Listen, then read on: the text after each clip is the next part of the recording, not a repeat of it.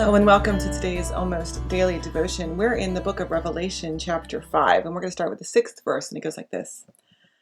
Then I saw a lamb that looked as if he had been put to death.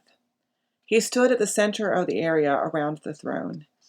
The lamb was surrounded by the 4 living creatures and the elders. He had 7 horns and 7 eyes, and the eyes stood for the 7 spirits of God, which are sent out into all the earth. The lamb went and took the scroll.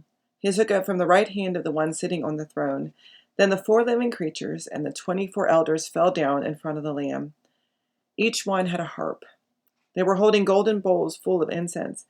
They stand for the prayers of God's people. Here is the new song they sang.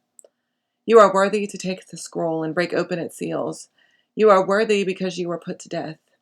With your blood you bought people for God. They came from every tribe, people, and nation, no matter what language they speak.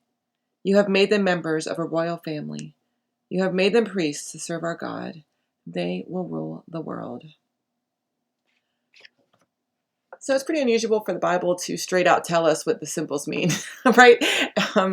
Jesus tells lots of parables that are not entirely clear, at least to modern audiences. We don't get all of the nuance of that. It's like when you translate, I don't know if you took like French or Spanish or whatever in high school and you had to translate something and you didn't quite get the beauty of it because it's different when you translate it into another language. This is very similar for modern English readers of the Bible. We don't get all the nuances and all the immediate connections that we might get. So it's unusual that the Bible tells us straight out exactly what the story is supposed to mean. And in this case, they tell us that the eyes on the 7-horned ram is the Spirit of God, which is odd because we normally think of one Spirit of God, right? There's not 7 of them. There's just one of them. This makes it all more complicated. And then we see the lamb, and then we are also told that the golden bowls stand for the prayers of God's people. And that's an interesting image. I don't know if you've ever seen one of those singing bowls from, I think they're Indonesia, where you take the stick and you rub it around the rim of the bowl and it makes a ringing, like it sounds like the bowl is singing, and you just keep going and it does that. And that's sort of the idea here, that the bowl itself is singing forth the prayers of the earth. And acknowledges a couple things. That now that Jesus has come, the world has changed. The prayers of the people need to change. It's not the same people. It's not the same world. It's not any of those things. It is different. And so the prayers need to be different. They need to change their prayers from the ones that they were giving in the temple to God, asking for forgiveness, asking for release from their sin, asking for favor from God. Because now Jesus has come and there has been given favor to the people.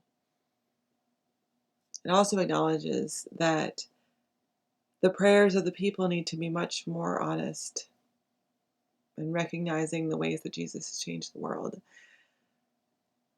That we are worthy because of Jesus' sacrifice. Now, there's some argument about whether the sacrifice is the death of Jesus or whether the sacrifice is the coming to earth of Jesus, the intentional debasement of himself from God to human. And there's strengths and weaknesses to either view, and I can see one or the other being justified by the Bible. But here it says that it's the sacrifice on the cross that Jesus made on our behalf. And that we should be grateful because it has washed us clean and given us grace unknown. And so I wonder how important it is for us to really understand every symbol here. Do we need to know exactly what is meant by the 7 horns and the 7 eyes and the 24 elders and the harps and the things? Or can we miss the point by getting all caught up in all that? The point is that we should be thankful and grateful to God. That we need to acknowledge that Jesus is Lord of all. And that Jesus willingly sacrificed himself on our behalf. And for that we should be grateful. We may not always understand it. the mechanics of God, the how of God, the why of God. But we can't understand the reason behind it all. That Jesus loved us enough to come to the world for us, as a sacrifice for us, so that we can be made new.